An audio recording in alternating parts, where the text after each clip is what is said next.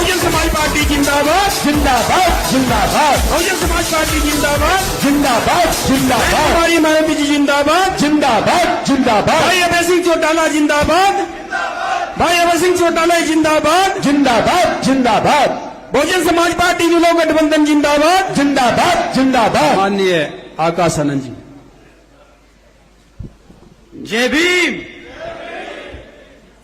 साथियों, आज यहां मौजूद मेरी सभी माताएं, बहनें, बड़े बुजुर्ग के साथ साथ आज यहां इतनी बड़ी संख्या में शामिल सभी युवा साथियों, जिन्होंने अपने दिन में से आज इतना कीमती समय निकालकर हम सबको सुनने आए हैं, तो आप सभी का मैं एक बार तहे दिल से धन्यवाद करता हूं।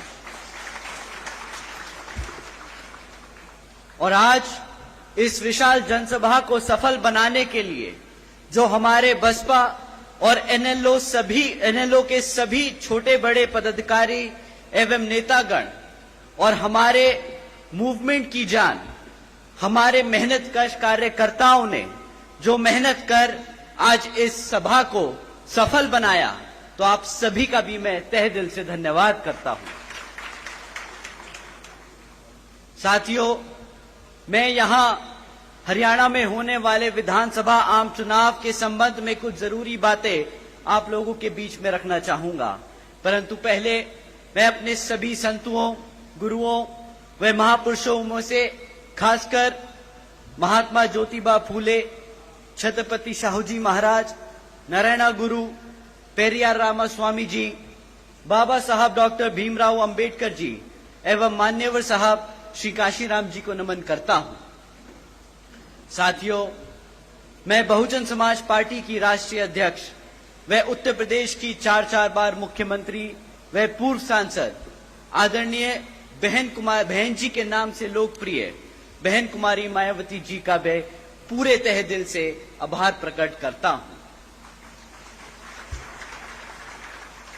साथियों, जिन्होंने अपनी पूरी जिंदगी बामसेफ, DS4 वे बीएसपी के जन्मदाता एवं संस्थापक मान्यवर साहब श्री काशीराम जी के बताए हुए रास्ते पर चलकर परम पूज्य बाबा साहब डॉक्टर भीमराव अंबेडकर जी के मानवतावादी व आत्मसम्मान व स्वाभिमान के मूवमेंट के कारवां को अपने आजीवन त्याग, तपस्या व कड़े संघर्ष के जरिए एक नई राजनीतिक ऊर्जा, शक्ति प्रदान की है तथा उत्तर प्रदेश जैसे विशाल व महत्वपूर्ण राज्य में 4 बार अपनी पार्टी बीएसपी के नेतृत्व में सरकार बनाकर खासकर बहुजन समाज के लिए एक ऐसी मिसाल बन गई हैं, जिससे प्रेरणा लेकर करोड़ों लोग यहां हरियाणा में भी सामाजिक परिवर्तन व आर्थिक तरक्की के मिशनरी कार्य से जुड़ चुके हैं।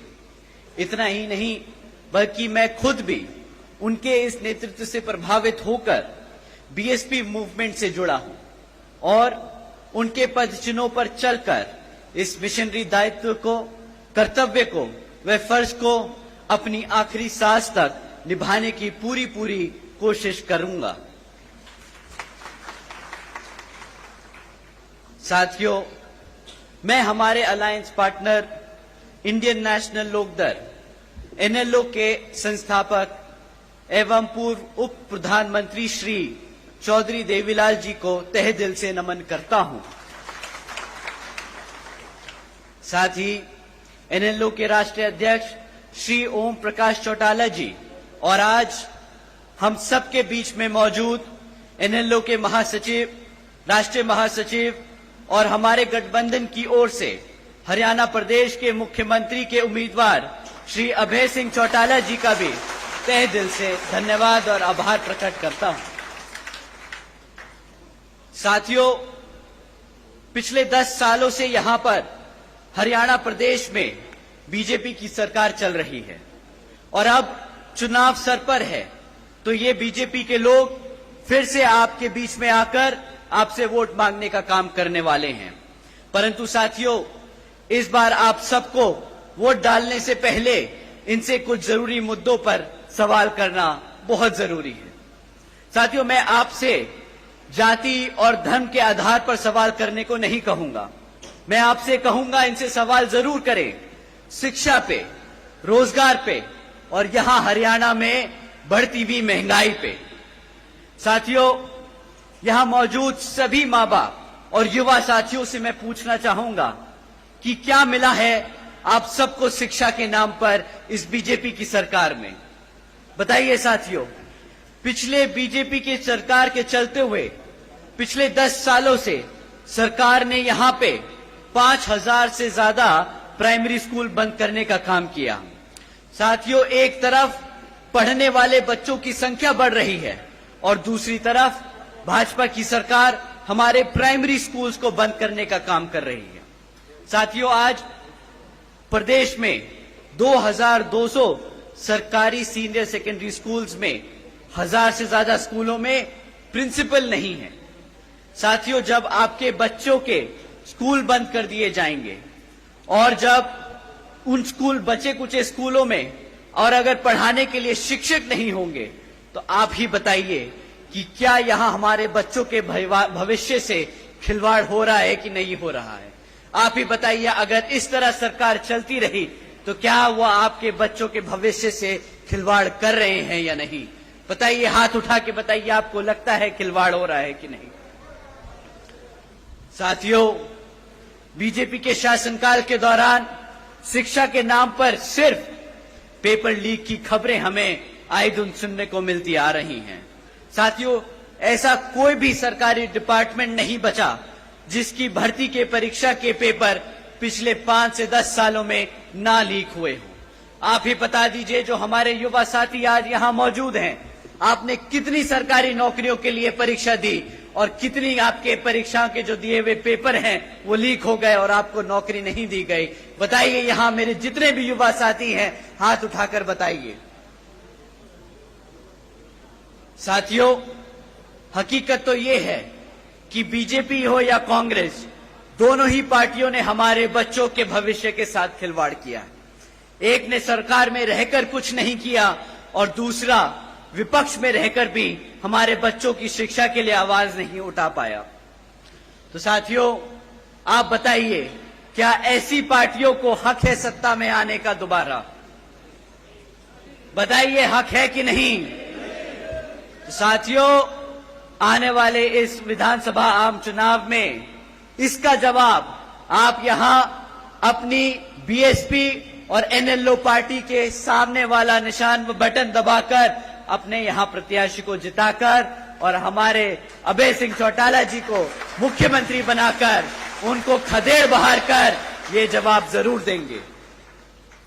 साथियों, एक तरफ बीजेपी और कांग्रेस की सरकार जो गरीब विरोधी नीतियों पर चल रही है और दूसरी तरफ हमारी आदरणीय बहन कुमारी मायावती जी की नीतियां हैं, जिसके तहत चलकर यूपी में बीएसपी की सरकार ने सावित्रीबाई फूले बालिका शिक्षा आशीर्वाद योजना चलाई थी। साथियों, आपको जानकर हैरानी होगी कि जिस तरह इस योजना के तहत 7 लाख से ज्यादा बच्चियों को 12वीं तक की शिक्षा प्राप्त करने के लिए 600 करोड़ से ज्यादा की लागत इन बच्चियों को अपने पैरों पर खड़ा कर एक उज्जवल भविष्य देने के लिए बहन जी ने उत्तर प्रदेश में खर्ची थी। और इतना ही नहीं साथियों, आदरणीय बहन जी ने अपने शासनकाल में यूपी में 5550 से ज्यादा प्राइमरी स्कूल्स का निर्माण करवाया था। इतना ही नहीं, पहली बार बहन जी ने हॉस्टल्स में गरीब वंचितों के बच्चों के लिए 27% आरक्षण का भी इंतजाम सुनिश्चित किया था। साथियों, एजुकेशन की बात है तो आपको जानकर हैरानी होगी कि इसके साथ साथ बहन जी ने, आदरणीय बहन कुमारी मायावती जी ने 6 engineering colleges, 2 homeopathic colleges, 24 polytechnic colleges, 2 paramedical colleges, 6 universities, 200 से अधिक इंटर व डिग्री कॉलेजेस और 550 से ज्यादा हाई स्कूल्स और 5500 से ज्यादा प्राइमरी स्कूल्स और 100 से अधिक ITIs का बनाने का काम किया था। वो भी सिर्फ 5 साल में।